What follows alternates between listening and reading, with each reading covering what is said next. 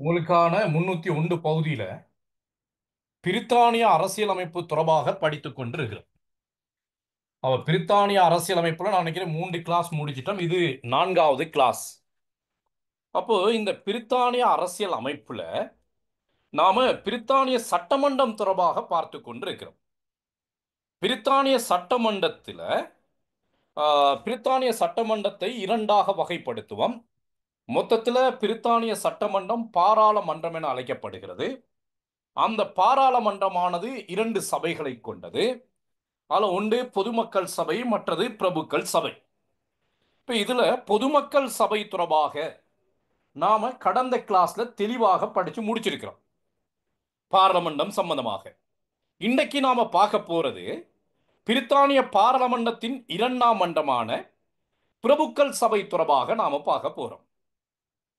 ஐக்கிய அமெரிக்காவில் செனட் சபை எனவும் இந்தியாவில் ராஜ்யசபை எனவும் அழைக்கப்படுவதை போன்று பிரித்தானியாவில் காணப்படுகின்ற 2ஆம் மன்றம் செனட் பிரித்தானியாவில் காணப்படுகின்ற 2ஆம் மன்றம் பிரபுக்கள் சபை என அழைக்கப்படுகிறது.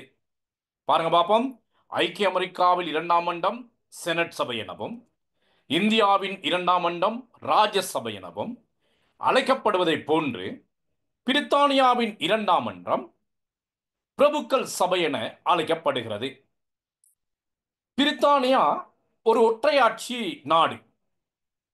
ஒற்றையாட்சியை பின்பற்றுகின்ற நாடுகளுக்கு 2ஆம் மன்றம் உண்டு அவசியம் இல்லை. ஒற்றையாட்சியை பின்பற்றுகின்ற நாடுகளுக்கு 2ஆம் மன்றம் உண்டு அவசியம் இல்லை. அங்கு ஓரங்க சட்டமன்றம் இருந்தால் போதுமானது. ஆனால் பிரித்தானியாவின் சட்டமன்றங்கள் பிரித்தானியா ஒற்றையாட்சியை பின்பற்றிய போதிலும் அங்கு ஈரங்க சட்டமன்றம் காணப்படுகிறது. பொதுவாக மாணவர்கள் சமஷ்டி நாடுகள்ல தான் ஈரங்க சட்டமன்றம் தேவை. சமஷ்டி நாடுகளில் 2 வகையான அரசுகள் காணப்படும். மத்திய அரசு, மாநில அரசு என 2 வகையான அரசுகள் காணப்படும். ஆக சமஷ்டி நாடுகளில் மத்திய அரசின் நலனை பேணுவதற்கு ஒரு சட்டமன்றமும் மாநிலங்களின் நலனை பேணுவதற்கு ஒரு சட்டமன்றமுமாக 2 சட்டமன்றங்கள் தேவை. ஆனால் பிரித்தானியா ஒரு ஒற்றையாட்சியை பின்பற்றுகின்ற நாடு. ஒற்றையாட்சியை பின்பற்றுகின்ற பிரித்தானியாவில் 2 மன்றங்கள் தேவை இல்லை. ஆனாலும் பிரித்தானியாவின் 2ஆம் மன்றமான பிரபுக்கள் சபை பிரித்தானியாவின் பழமையின் சின்னமாக தொழிற்பட்டு வருகிறது. அப்ப இந்த பிரபுக்கள் சபையானது பிரித்தானியாவில் ஏற்படுத்தப்படுவதற்கு பிரதானமான காரணம் பிரித்தானியாவின் இந்த பிரபுக்கள் சபையானது பழமையின் சின்னமாக விளங்கி வருகிறது. இது ஒரு பழமையின் சின்னமான அமைப்பு. மன்னராட்சி காலத்தின் பொழுது மன்னருக்கு ஆலோசனை கூறுவதற்காக ஏற்படுத்தப்பட்டிருந்த சபையே இன்று பிரபுக்கள் சபையாக காணப்படுகிறது.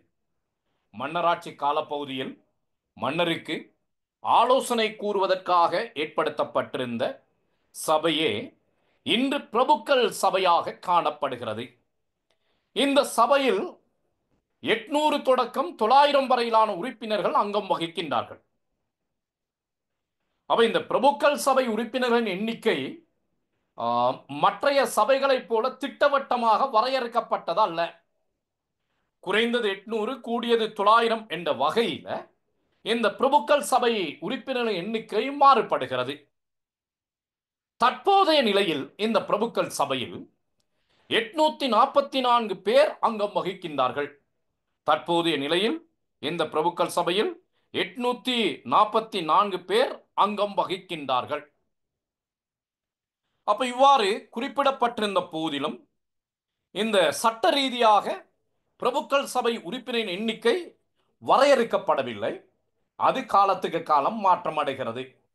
அப்ப நீங்க அந்த காலத்துக்கு காலம் மாற்றம் அடைகிறது, அந்த அப்டேட் கொடுக்க வேண்டிய அவசியப்பாடு இல்லை. ஏறக்குறைய 800 தொடக்கம் 900 வரையிலான உறுப்பினர்கள் அங்கம் வகிக்கின்றார்கள். தற்போது 844 பேர். அது நீங்க ஒரு எண்ணிக்கையை போட்டாலும் அது பெருசா பிரச்சனை இல்லை. தற்போது 844 பேர் அங்கம் வகிக்கின்றார்கள் என்ற விடயத்தை சுட்டி காட்டினீங்கன்னு சொன்னால் ஓகே. இந்த பிரபுக்கள் சபையானது ஒரு நிரந்தரமான சபை. பொதுமக்கள் சபையினது பதவிக்காலம் 5 ஆண்டுகள் என்று பார்த்திருந்தோம். 5 ஆண்டுகள் முடிவடைய பொதுமக்கள் சபையானது பதவியிலிருந்து நீங்கும். ஆனால் பிரபுக்கள் சபையானது அப்படிப்பட்டது அல்ல. இந்த பிரபுக்கள் சபையானது ஒரு நிரந்தரமான சபை. இந்த சபையை கலைக்க முடியாது. இந்த பிரபுக்கள் சபையை கலைக்க முடியாது. சபை அங்கத்தவர்களுள் அதிகப்படியானோர், இந்த சபை அங்கத்தவர்களுள் அதிகப்படியானோர் மரபு வழி வந்த பிரபுக்களாகவே காணப்படுகின்றார்கள். அதாவது பரம்பரையாக வந்தவர்கள் தான் இந்த பிரபுக்கள். பிரபுக்கள் சபையில் அப்ப அதிகப்படியானவர்கள் இருப்பது பரம்பரையாக தெரிவு செய்யப்பட்டவர்கள். இவர்கள் ஆயுட்கால பிரபுக்கள் என அழைக்கப்படுகின்றார்கள். பரம்பரையாக தெரிவு செய்யப்படுகின்ற அந்த பிரபுக்கள் ஆயுட்கால பிரபுக்கள் என அழைக்கப்படுகின்றார்கள். இவர்களின் பதவி ராஜினாமா செய்ய முடியாது. யாரு? பரம்பரை பிரபுக்கள் அல்லது ஆயுட்கால பிரபுக்கள் என அழைக்கப்படுகின்ற பிரபுக்களின் பதவி ராஜினாமா செய்யப்பட முடியாது. அது தொடர்ந்தெரிச்சியாக இருக்கும். பிரித்தானிய 2ஆம் பிரபுக்கள் சபை ஒரு சில வேறுபாடான தன்மைகளை கொண்டதாக காணப்படுகிறது. உலகில் காணப்படுகின்ற ஏனைய 2ஆம் மன்றங்களோடு ஒப்பிட்டு பார்க்கின்ற பொழுது பிரித்தானியாவில் காணப்படுகின்ற 2ஆம் பிரபுக்கள் சபை ஒரு சில வேறுபாடான தன்மைகளை கொண்டதாக காணப்படுகிறது. சபை அங்கத்தவர்களுக்கு சம்பளம் வழங்கப்படுவது இல்லை. பிரதான முதலாவது பண்பு என்னன்னு சொன்னால், இந்த பிரபுக்கள் சபை உறுப்பினர்களுக்கு சம்பளம் வழங்கப்படுவது இல்லை.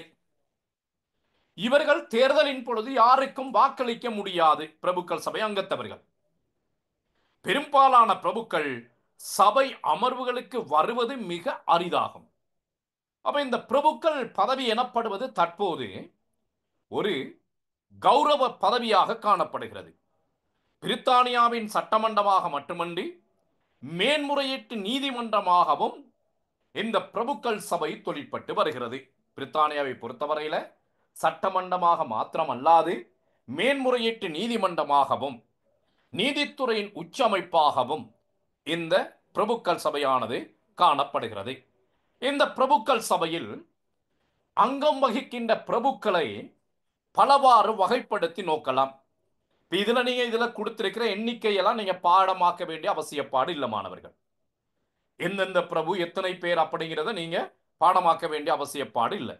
பிரபுக்கள் சபையில இருக்கின்ற பிரபுக்களை பரம்பரை பிரபுக்கள், ராஜவம்ச பிரபுக்கள், ஸ்கொட்லாந்து பிரபுக்கள், சட்ட பிரபுக்கள், அயர்லாந்து பிரபுக்கள், ஆத்மீக பிரபுக்கள் என பலவாறு வகைப்படுத்தி நோக்கலாம். அப்ப நீங்க இதுல இருக்கிற எண்ணிக்கையை கொடுக்க வேண்டிய அவசியப்பாடு இல்லை. நீங்க அது பாடமாக தேவையில்லை. பிரபுக்கள் எப்படி நம்ம வகைப்படுத்துறோம்? பரம்பரை பிரபுக்கள், இவர்கள் மரபு ரீதியாக தெரிவு செய்யப்படுபவர்கள். யாரு? இந்த பரம்பரை பிரபுக்கள். அடுத்து ராஜவம்ச பிரபுக்கள், ராஜ பரம்பரையிலிருந்து வந்த பிரபுக்கள். அடுத்து ஸ்கொட்லாந்து பிரபுக்கள். ஸ்கொட்லாந்து பிரபுக்கள் ஸ்கொட்லாந்து பிரதேசத்தில் இருந்து 16 பிரபுக்கள் தெரிவு செய்யப்படுவார்கள். ஸ்கொட்லாந்து பிரபுக்கள். சட்ட பிரபுக்கள், இவர்கள் 24 பேர். இந்த சட்ட பிரபுக்கள் தான் பெரும்பாலும் நீதித்துறைக்கு பொறுப்பானவர்களாக இருப்பார்கள். யார்? இந்த சட்ட பிரபுக்கள். அடுத்து ஸ்கொட்லாந்து பிரபுக்களை போன்ற அயர்லாந்து பிரபுக்கள். அடுத்து ஆத்மீக பிரபுக்கள் அல்லது சமய பிரபுக்கள் என நாம அடையாளப்படுத்துகிறோம். அதே போன்ற ஆங்கில திருச்சபையிலிருந்து சில பிரபுக்களாக தெரிவு செய்யப்படுகின்றார்கள். இவர்களை நாம சமய பிரபுக்களாகவே அடையாளப்படுத்துகின்றோம். பிரபுக்கள் சபையில் அனைவருமே தெரிவின் மூலம் தெரிவு செய்யப்படுகின்றார்கள். பிரபுக்கள் சபை அங்கத்தவர்களுக்கு தேர்தல் நடைபெற மாட்டாது. இந்த பிரபுக்கள் சபை அங்கத்தவர்கள் அனைவருமே தெரிவின் மூலமாக தெரிவு செய்யப்படுகின்றார்கள். 1958ஆம் ஆண்டு வரை பிரபுக்கள் சபையில் பெண்களுக்கு அங்கத்துவம் வழங்கப்பட்டிருக்கவில்லை. 1958ஆம் ஆண்டு வரை பிரபுக்கள் சபையில் பெண்களுக்கு அங்கத்துவம் வழங்கப்பட்டிருக்கவில்லை. 1958ஆம் ஆண்டுக்கு பிறகு பெண்களுக்கும் ஒரு சில பெண்களுக்கும் அங்கு அங்கத்துவம் வழங்கப்பட்டிருக்கின்றது. 1953ஆம் ஆண்டு கொண்டு வரப்பட்ட சீர்திருத்தத்தின் பிரகாரம்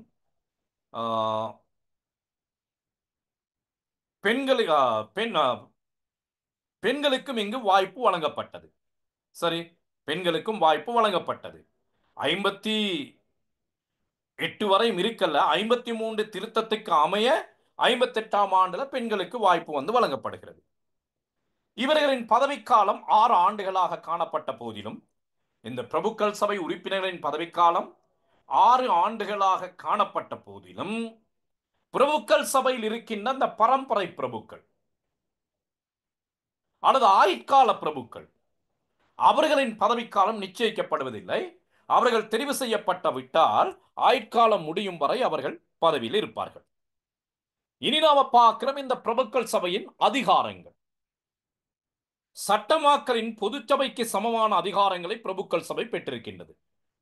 ஒரு சட்டத்தை உருவாக்குகின்ற விடயத்தில் பொது சபைக்கு சமமான அதிகாரத்தை இந்த பிரபுக்கள் சபை பெற்றிருக்கின்றது.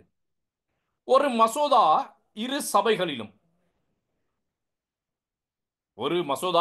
இரு சபைகளிலும் விவாதித்து நிறைவேற்றப்பட்டதன் பின்னர், அதாவது பொதுமக்கள் சபையால் கொண்டு வரப்படுகின்ற ஒரு மசோதா பொதுமக்கள் சபையிலும் பிரபுக்கள் சபையிலும், அதே போன்று பிரபுக்கள் சபையால் கொண்டு வரப்படுகின்ற ஒரு மசோதா பிரபுக்கள் சபையிலும் பொதுமக்கள் சபையிலும் விவாதித்து நிறைவேற்றப்பட்டதன் பின்னர் முடியின் இறுதி ஒப்பத்தோடு சட்ட அந்தஸ்தை பெற்றுக் கொள்கிறது.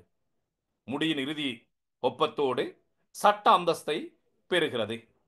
ஆயினும் விசேட நிதி மசோதாக்கள் பொதுமக்கள் சபையினாலே தோற்றுவிக்கப்பட வேண்டும் என்று சொல்லப்படுகிறது. விசேட நிதி மசோதாக்கள் விசேட நிதி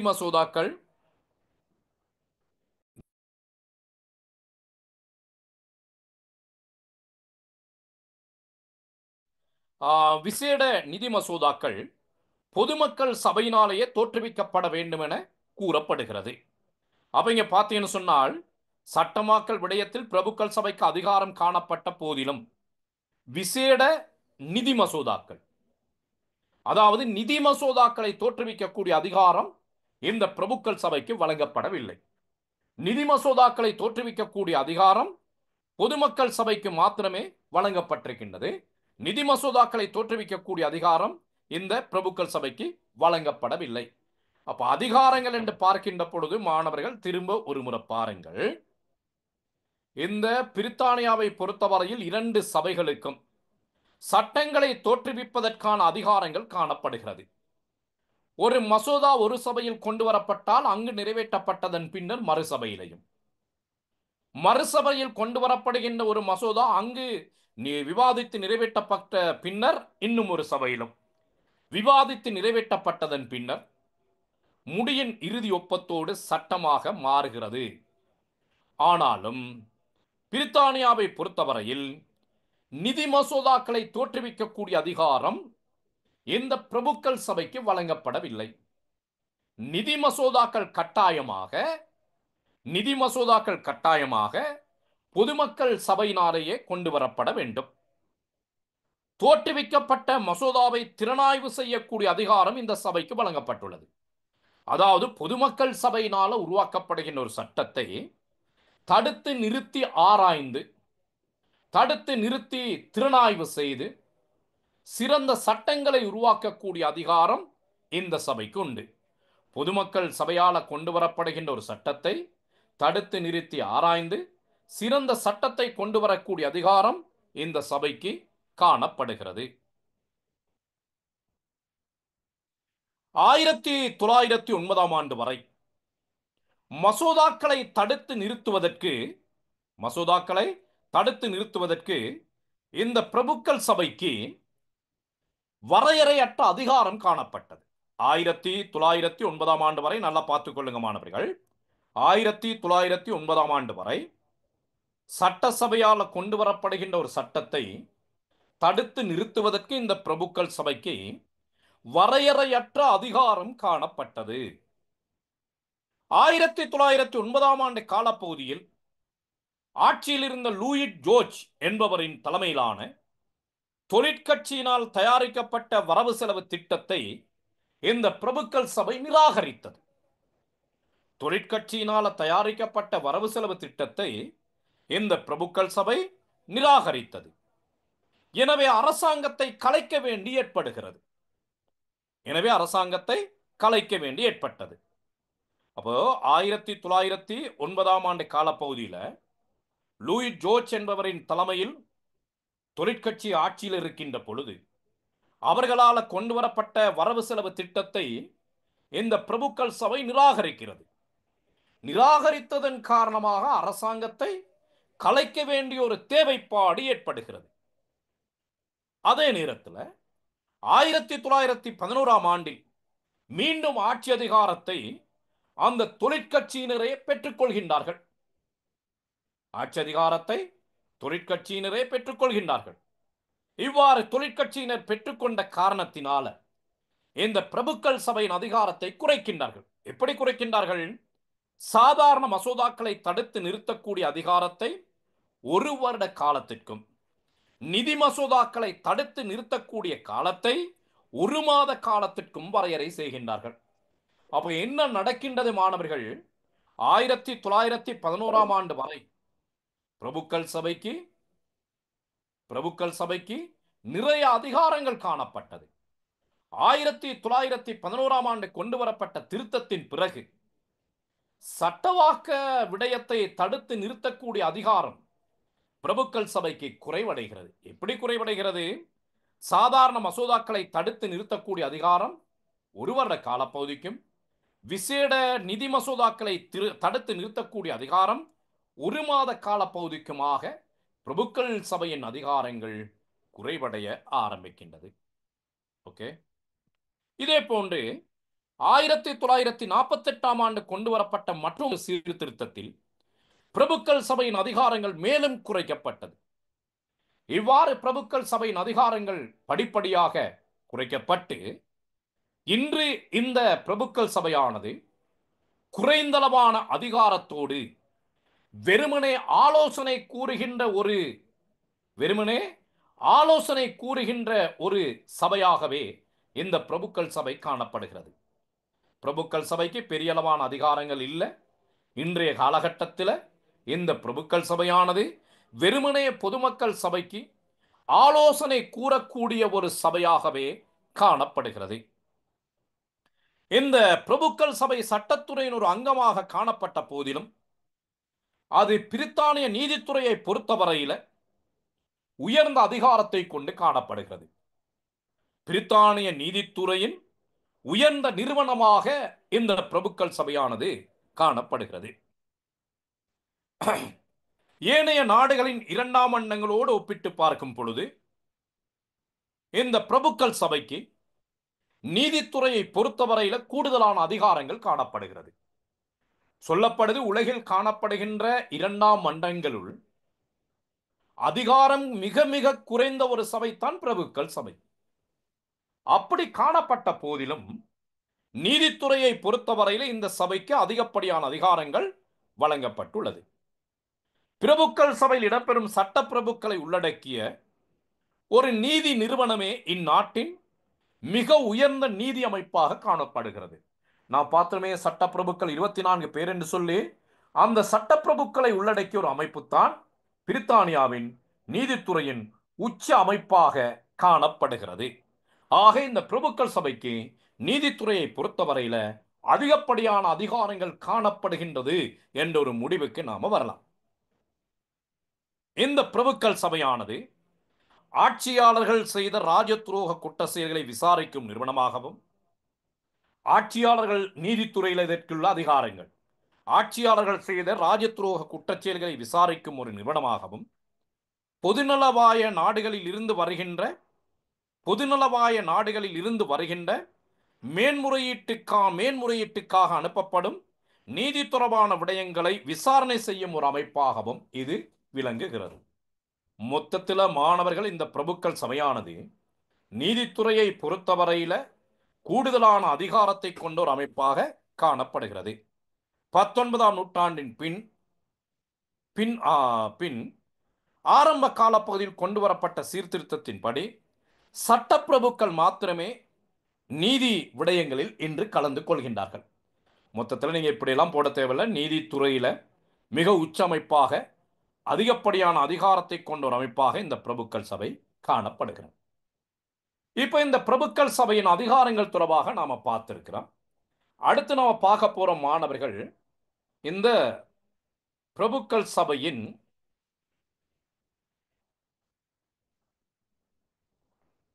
இந்த பிரபுக்கள் சபையின் நன்மைகள் தொடர்பாக நாம பார்க்க போறோம்.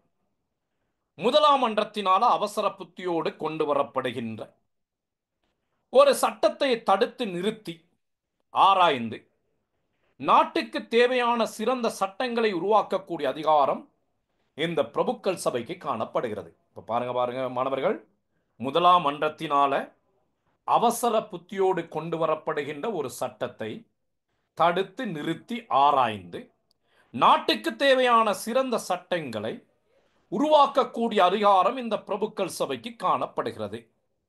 அத்தோடு இச்சபையில் அங்கம் வகிக்கின்றவர்கள் கலை, மருத்துவம், விஞ்ஞானம், பொறியியல் போன்ற துறைகளில் பாண்டித்தியம் பெற்றவர்களாக திகழ்வதனால் இந்த சபையில் அங்கம் வகிக்கின்றவர்கள் கலை, மருத்துவம், விஞ்ஞானம், பொறியியல் போன்ற துறைகளில் பாண்டித்தியம் பெற்றவர்களாக திகழ்வதனால அங்கு மேற்கொள்ளப்படுகின்ற வாதங்கள் தரமானவையாக காணப்படுகிறது. இங்கு மேற்கொள்ளப்படுகின்ற வாதங்கள் தரமான வாதங்களாக காணப்படுகின்றன.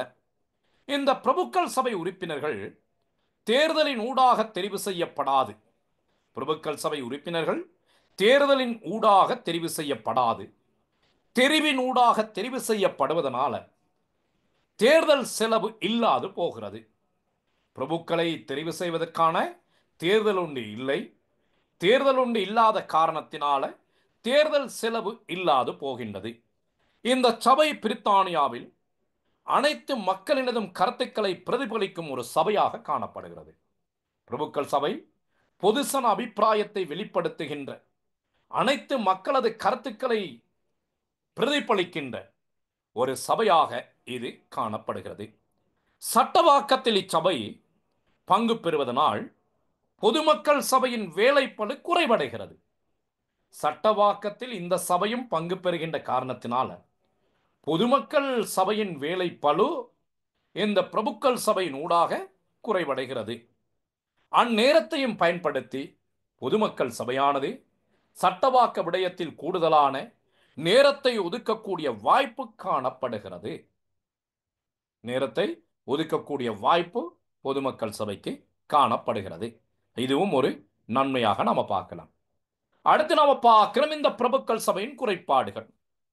இந்த பிரபுக்கள் சபையானது சில நன்மைகளை கொண்டு காணப்பட்ட போதிலும் பல்வேறு தீமைகளையும் தன்னகத்தை கொண்டு காணப்படுகிறது. இந்த பிரபுக்கள் சபையால மேற்கொள்ளப்படுகின்ற வாதங்கள் தரமற்ற வாதங்களாக காணப்படுகின்றன. இங்கு மேற்கொள்ளப்படுகின்ற வாத பிரதிவாதங்கள்ல எந்த வகையான பிரயோசனமும் இல்லை. அவை இங்கு மேற்கொள்ளப்படுகின்ற வாத பிரதிவாதங்கள் தரமற்றவையாகவும் இங்கு மேற்கொள்ளப்படுகின்ற வாத பிரதிவாதங்கள் எவ்விதமான பிரயோசனமும் அற்றவையாகவும் காணப்படுகின்றன. பொதுமக்கள் சபையில் உருவாக்கப்படுகின்ற சட்டங்களை தடுத்து நிறுத்தி ஆராய்வதனால் இந்த சபை வீணான காலதாமதத்தை ஏற்படுத்துகிறது. அங்கு உருவாக்கப்படுகின்ற சட்டங்களை தடுத்து நிறுத்தி ஆராய்கிறது. தடுத்து நிறுத்தி ஆராய்ந்தாலும் அதனால பிரயோஜனமான ஒன்றும் இல்லை.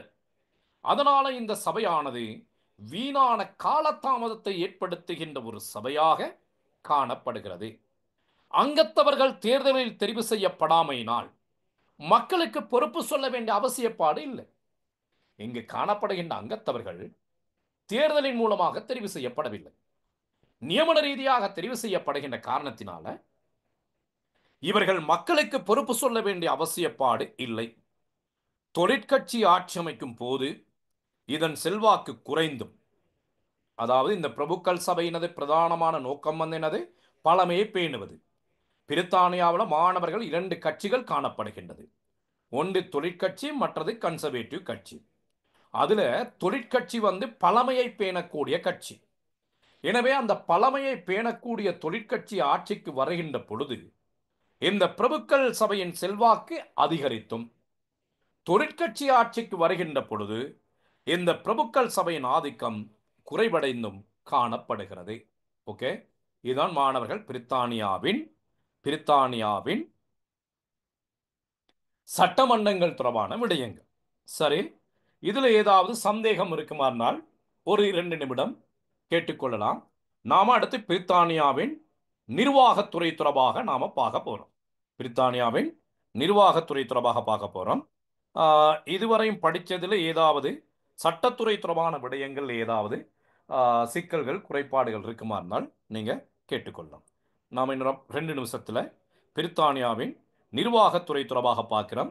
அந்த கடைசி கிளாஸில் கேட்கப்பட்ட கேள்வி பிரித்தானியாவின் நிர்வாகத்துறையோடு சம்பந்தப்பட்ட ஒரு பிரதமரை தலைமையாக கொண்ட ஒரு குழுவிடம் நிர்வாக அதிகாரங்கள் ஒப்படைக்கப்பட்டிருப்பது மந்திரி சபை ஆட்சி முறை என்று சொல்லப்படுகிறது.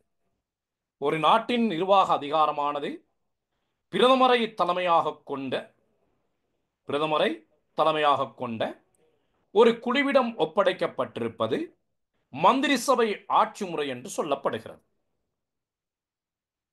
அதாவது நிர்வாக அதிகாரங்கள் இப்ப மந்திரி சபை ஆட்சி முறை, ஜனாதிபதித்துவ ஆட்சி முறை, கலப்பு நிறைவேற்ற ஆட்சி முறை நல்ல தெளிவாக நாம படிச்சிட்டோம்.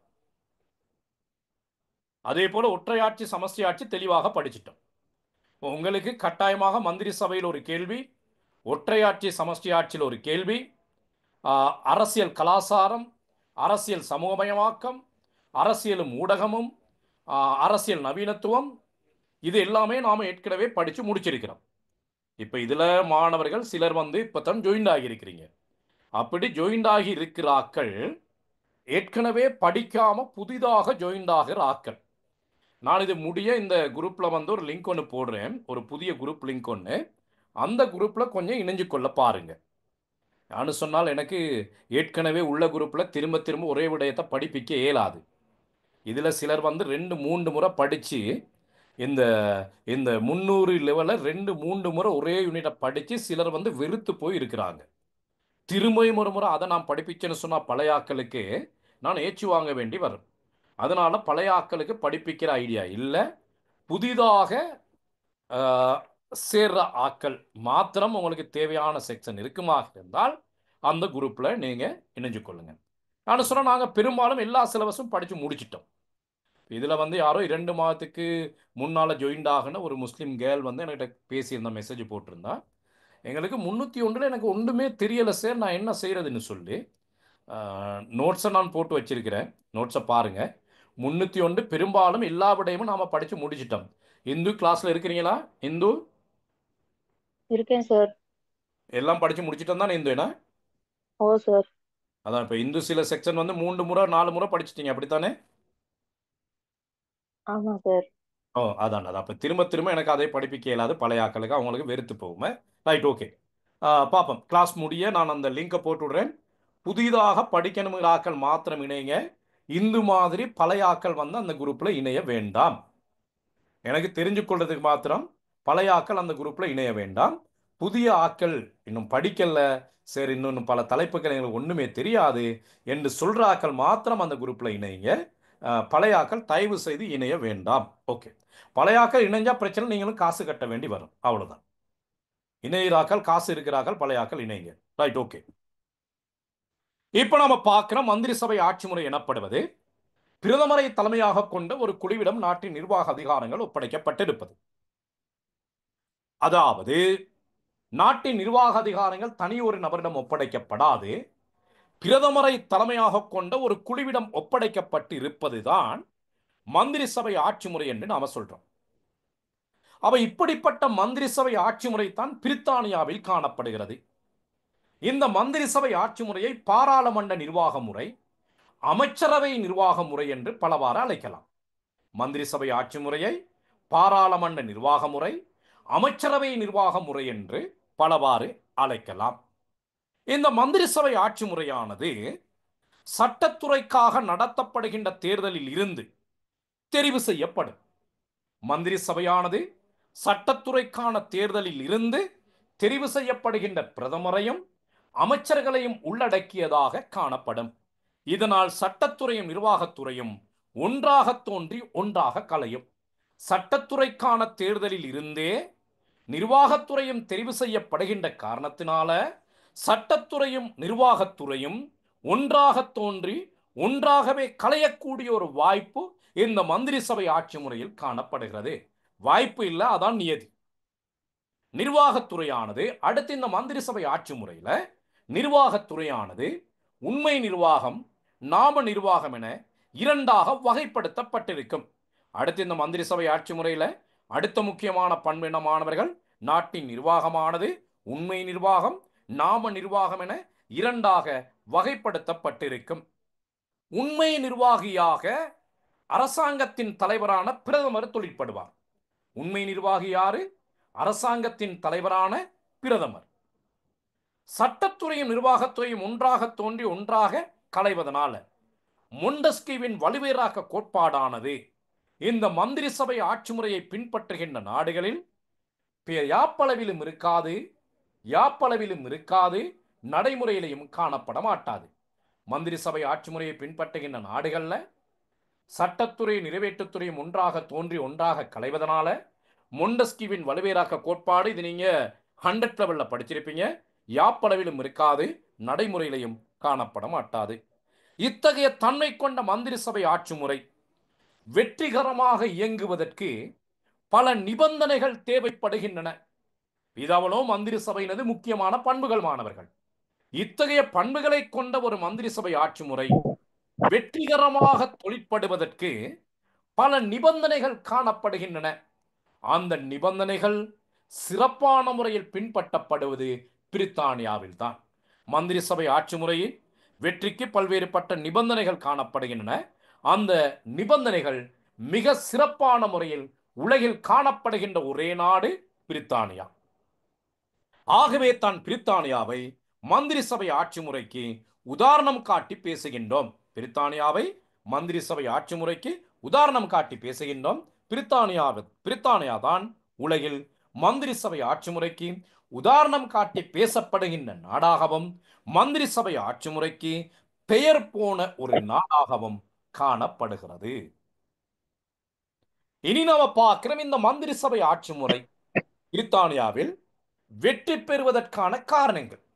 உங்களோட கேள்வி கேட்கலாம், பிரித்தானியாவில் மந்திரி சபை ஆட்சி முறை வெற்றி பெறுவதற்கான காரணிகளை ஆராய்க. பிரித்தானியாவின் மந்திரி சபை ஆட்சி முறை வெற்றி பெறுவதற்கான, யாரோ மைக் கவுண்ட் பண்ணி கொண்டிருக்கிறீங்க, பிரித்தானியாவின் மந்திரி சபை ஆட்சி முறை வெற்றிகரமாக தொழிற்படுவதற்கான காரணிகளை ஆராய்க. அதுல முதலாவது காரணி பார்க்கிறோம், கட்சி முறை. மந்திரி சபையின் அடிப்படையான தத்துவமே கட்சி முறையோடு தொடர்புபட்டது. மந்திரி சபையின் தலைவர், அதாவது மந்திரி சபையின் தலைவர் தான் யாரு மாணவர்கள்? பிரதமர். அந்த பிரதமர் யாரு? அதிகப்படியான ஆசனங்களை பெற்ற கட்சியின் தலைவர்.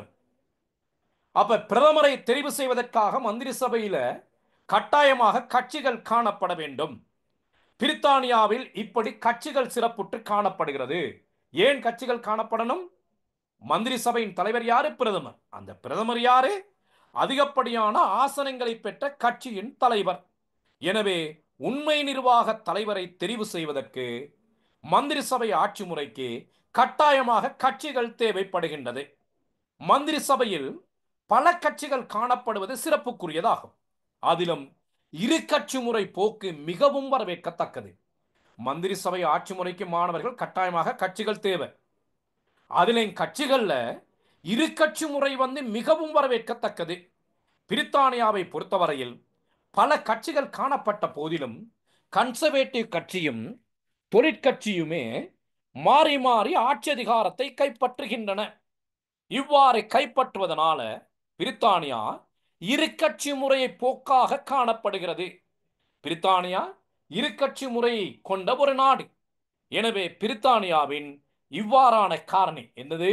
இரு கட்சி முறை போக்கு மந்திரி சபை ஆட்சி முறையின் வெற்றிக்கு பிரதானமான காரணமாக அமைகிறது. ஆக பிரித்தானியாவின் மந்திரி சபை ஆட்சி முறை சிறப்புற்று விளங்குவதற்கு பிரதானமான காரணம் அங்கு காணப்படுகின்ற இரு கட்சி முறை போக்கு. யாருக்கா டவுட் இருந்தா கேட்டுக்கொள்ளுங்க மாணவர்கள். ஒவ்வொரு விடயத்தையும் டவுட் இருக்குமா இருந்தா கேட்டுக்கொள்ளுங்க. முதலாவது விடயம் சரியா? பிரித்தானியாவின் மந்திரி சபை ஆட்சி முறை வெற்றி அளிப்பதற்கு பிரதானமான காரணம் என்னது? பிரித்தானியாவில் காணப்படுகின்ற இரு கட்சி முறை போக்கு. ஏதாவது டவுட் இருந்தா கேட்டுக்கொள்ளுங்க மாணவர்கள்.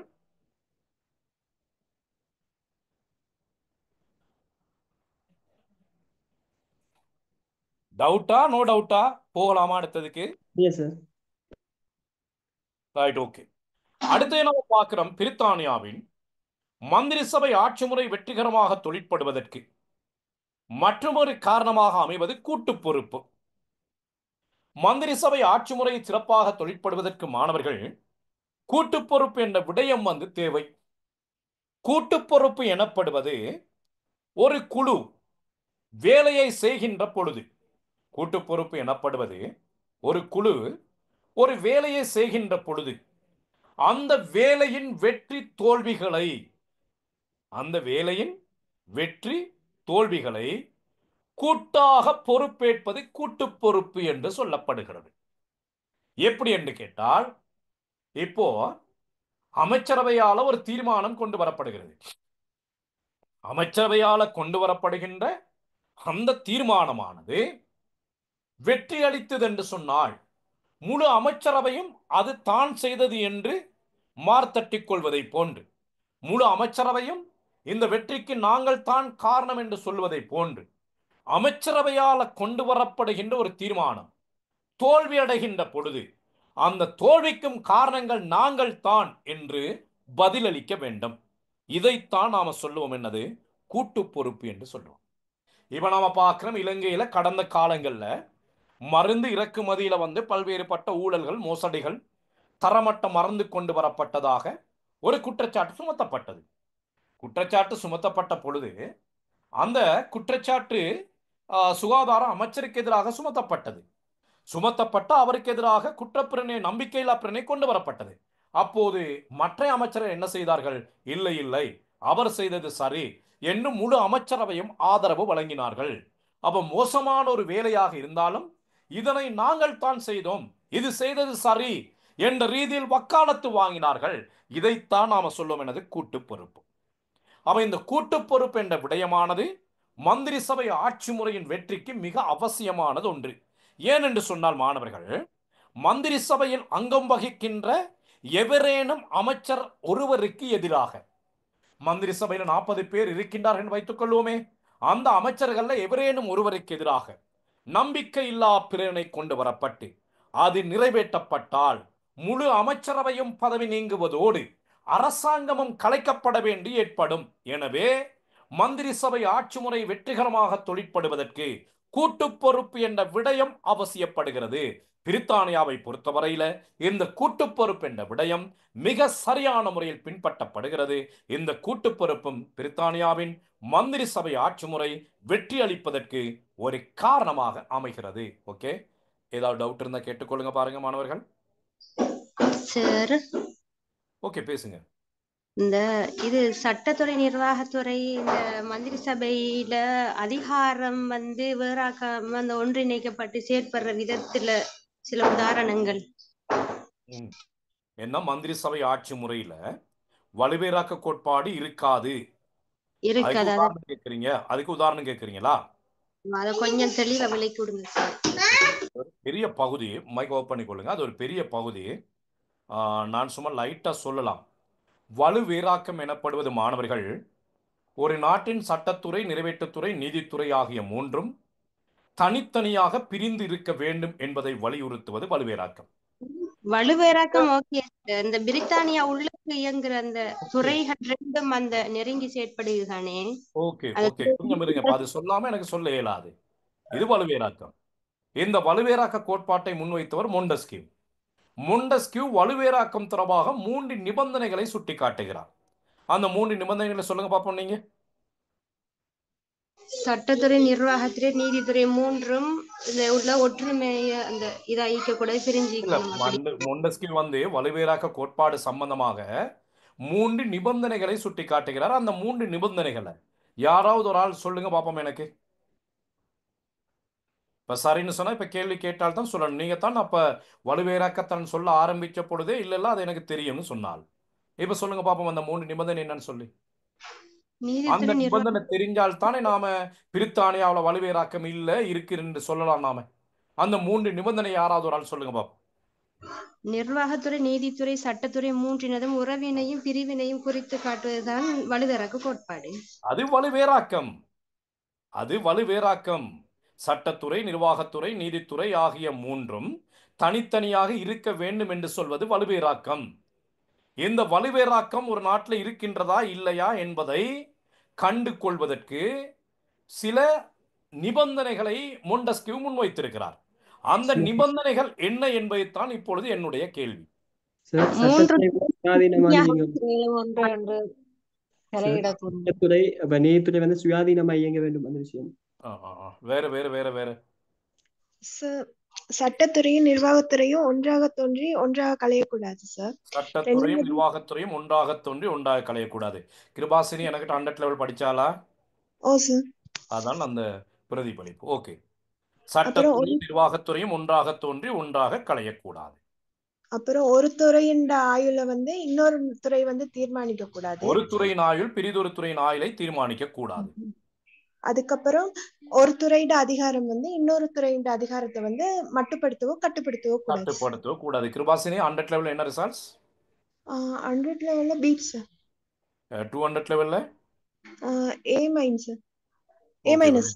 ஓகே, இதுல கிருபாசினி வந்து ஆரம்பத்திலிருந்து நிறைய படிச்சிட்டு இருக்கிறாள். அதே போல இந்துவும் வந்து ஆரம்பத்திலிருந்தே கிருபாசினி கொட்டகலை தானே? ஆமா சார். ஓகே ஆமா சார்.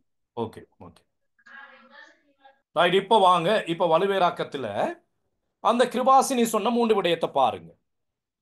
3 நிபந்தனைகள் அதான் நான் கேட்டுக்கொண்டிருந்தேன். நோட் பண்ணிக்கொள்ளுங்க மத்தாக்கள், தெரியாதாக்கள். மொண்டெஸ்கியூ சொல்லுகின்ற 3 நிபந்தனை. சட்டத்துறையும் நிறைவேற்றுத்துறையும் ஒன்றாக தோன்றி ஒன்றாக கலையக்கூடாது. அப்போ அந்த நிபந்தனை மட்டும் நான் இங்க விளங்கப்படுத்துறேன். வலுவேறாக்கத்தை புள்ள எனக்கு இங்க விளங்கப்படுத்த இயலாது. இப்போ சட்டத்துறையும் நிறைவேற்றுத்துறையும் ஒன்றாக தோன்றி ஒன்றாக கலையக்கூடாது. பிரித்தானியாவில் இது எப்படி இல்லைன்னு சொன்னால், நீங்க பார்த்தீங்கன்னு சொன்னால், பிரித்தானியாவின் சட்டத்துறைக்கான தேர்தல் நடைபெறுகிறது, பொதுமக்கள் சபைக்கான தேர்தல் நடைபெறுகிறது. அந்த பொதுமக்கள் சபைக்கான தேர்தலில் அதிகப்படியான ஆசனங்களை பெற்ற கட்சியின் தலைவர் தான் பிரதமர். அந்த பிரதமரால் தெரிவு செய்யப்படுகின்றவர்கள் தான் அமைச்சர்கள். ஆக பிரதமரும் அமைச்சர்களும் பொதுமக்கள் சபைக்கான தேர்தலில் அதிகப்படியான ஆசனங்களை பெற்ற கட்சியிலிருந்து தெரிவு செய்யப்படுகின்றார்கள். அப்ப தேர்தல் நடைபெறுகிறது பொதுமக்கள் சபைக்கு. அந்த பொதுமக்கள் சபைக்கான தேர்தலில் இருந்து தான் நிறைவேற்றுத்துறைக்கு பொறுப்பான பிரதமரும் அமைச்சர்களும் தெரிவு செய்யப்படுகின்றார்கள். அப்படி என்று சொன்னால் சட்டத்துறைக்கான தேர்தலில் தான் நிறைவேற்றுத்துறை தெரிவு செய்யப்படுகிறது. சட்டத்துறையும் நிறைவேற்றுத்துறையும் ஒன்றாக தோன்றுகிறது. நிபந்தனை என்னது? சட்டத்துறையும் நிறைவேற்றுத்துறையும் ஒன்றாக தோன்றக்கூடாது. அடுத்த நிபந்தனை என்னது? சட்டத்துறையும் நிறைவேற்றுத்துறையும் ஒன்றாக கலையக்கூடாது. பிரித்தானியாவை பொறுத்தவரையில அமைச்சர்களுள் எவரேனும் ஒருவருக்கு எதிராக நம்பிக்கையில்லா பிரேரணை கொண்டு வந்து அது நிறைவேற்றப்பட்டால் அமைச்சரவை கலையும், நிர்வாகத்துறை கலையும். நிர்வாகத்துறை கலைந்தால் பொதுமக்கள் சபையும் கலையும். அதே நேரத்தில் பொதுமக்கள் சபையின் பதவிக்காலம் முடித்துக்கொண்டு பொதுமக்கள் சபை வீட்டுக்கு போகின்ற பொழுது நிறைவேற்றுத்துறையும் கலையும். ஆக மொண்டெஸ்கியூ சொன்ன முதலாவது நிபந்தனை பிரித்தானியாவில் இல்லை, யாப்பிலும் இல்லை, நடைமுறையிலும் இல்லை. என்ன நிபந்தனை? சட்டத்துறையும் நிறைவேற்றுத்துறையும் ஒன்றாக தோன்றி ஒன்றாக கலையக்கூடாது என்ற நிபந்தனை. அதே போல மற்ற விடயங்களும் பார்க்கணும். அதை இப்போ எனக்கு பார்க்க நேரம் இல்லை, அது உங்களுக்கு சிலபஸ்ல இல்லை, 300 லெவல்ல அதை இப்போ பார்க்க இயலாது. இப்போ யார் அந்த கேள்வி கேட்டால் பிரித்தானியாவின் மொண்டெஸ்கியூ யாப்பிலும் இல்லை நடைமுறையும் இல்லை என்பதை ஒரு நிபந்தனையோடு உங்களுக்கு விளங்கப்படுத்துகிறேன். கேள்வி கேட்டால் எனக்கு மறுமொழி சொல்லணும். விடயம் கிளியரா? Okay sir. சரியா? அப்ப நீங்க வலுவேறாக்கத்தை நீங்க ஏற்கனவே படிச்சிருக்கீங்க, சும்மா ஜென்ரலா படிச்சிருக்கிறீங்க. அது அது அப்படி படிச்சு நாம ஆராய இயலாது. இப்படி நிபந்தனைகளோடு ஆராய்ஞ்சால் தான் வலுவேறாக்கம் இருக்குதா இல்லையாங்கிறத நாம பார்க்கலாம். Right, okay. வேற இப்ப கூட்டு பொறுப்பு என்ன விடயம் கிளியரா? கூட்டு பொறுப்பு என்ன விடயம் கிளியரா?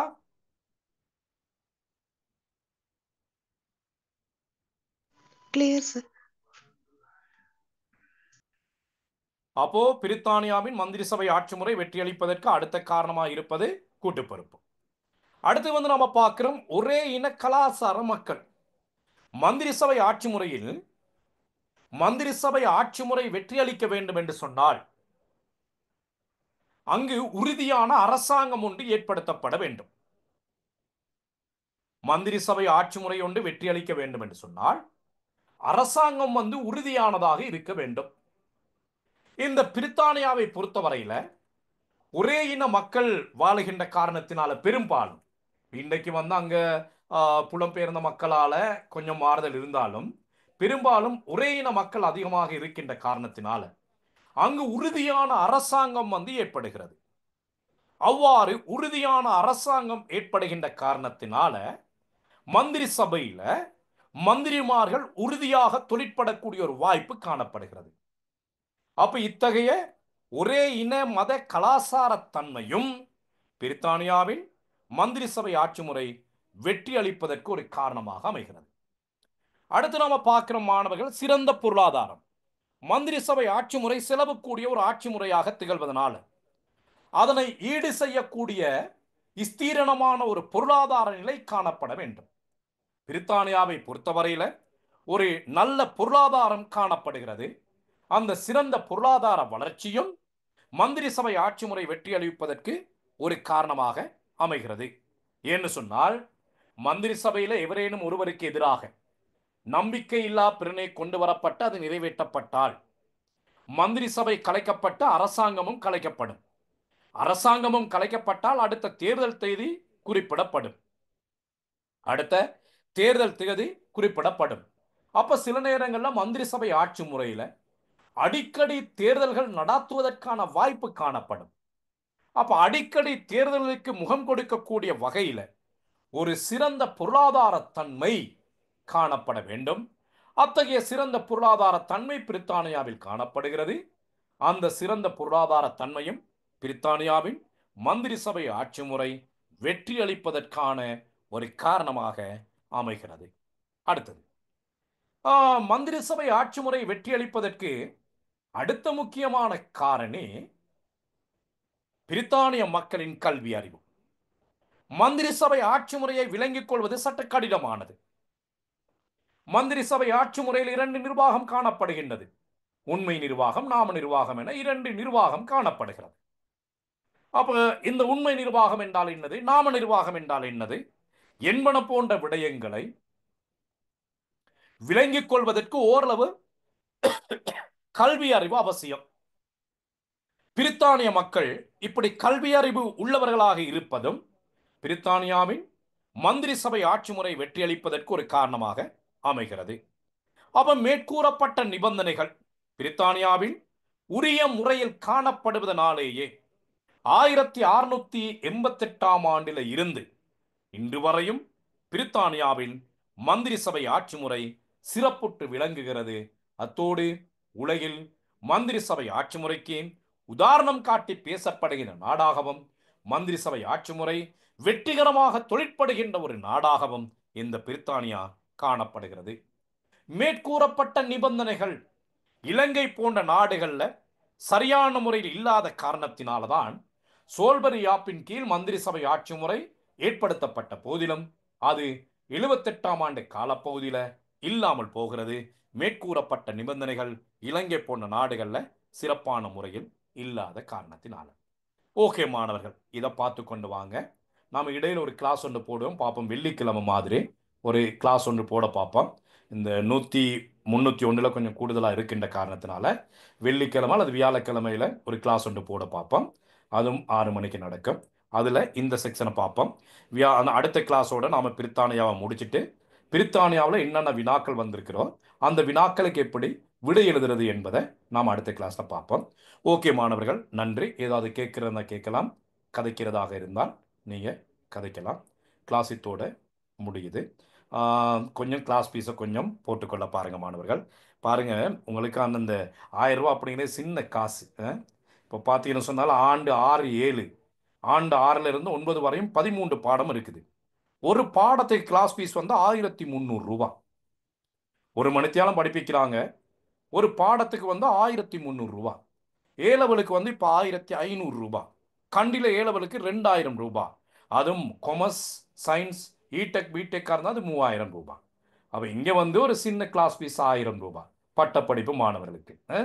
அப்போ அடுத்தது ஒவ்வொரு கிளாஸ்லையும் ஒரு செக்ஷனை முழுமையாக தெளிவுபடுத்துகிறோம். அப்போ கொஞ்சம் கிளாஸ் ஃபீஸை உரிய முறையில் செலுத்த பாருங்க மாணவர்கள். நன்றி, வணக்கம். நம்ம அடுத்த கிளாஸை சந்திப்போம். ஏதாவது நீங்கள் கேட்குறதா இருந்தாலும் கேட்கலாம். சார், அந்த படிக்காதவங்களுக்கு 301 படிக்காதவங்களுக்கு குரூப் லிங்க் ஷேர் பண்ணுவீங்கன்னு சொன்னீங்களே. ஓ ஓ ஓ ஓ ஓகே. புதிய மாணவர்கள் மாத்திரம் இணைய, பழைய ஆக்கள் இணையாதீங்க. பழைய ஆக்கள் இணைஞ்சீங்கன்னு சொன்னால் நீங்களும் திரும்பியும் காசு கட்ட வேண்டி வரும். புதிய ஆக்கள் மாத்திரம் அந்த குரூப்ல இணைஞ்சு கொள்ள பாருங்க. நான் அந்த குரூப் லிங்கை நான் இப்போ போடுறேன். 301 சரி 302 சரி, புதிய ஆக்கள் மாத்திரம் அதில் இணைங்க. என்கிட்ட ஆரம்பத்திலிருந்து படிக்கிறாக்கள் திரும்ப திரும்ப படிக்காதீங்க. உங்களுக்கும் வெறுத்து போகுது. உங்களை பார்த்து பார்த்து உங்கள் குரலை கேட்டு கேட்டு எனக்கும் வெறுத்து போகும். நன்றி மாணவர்கள், வணக்கம். Thank you. Thank you sir. Okay. Thank you, sir. Yes, sir. Thank you sir.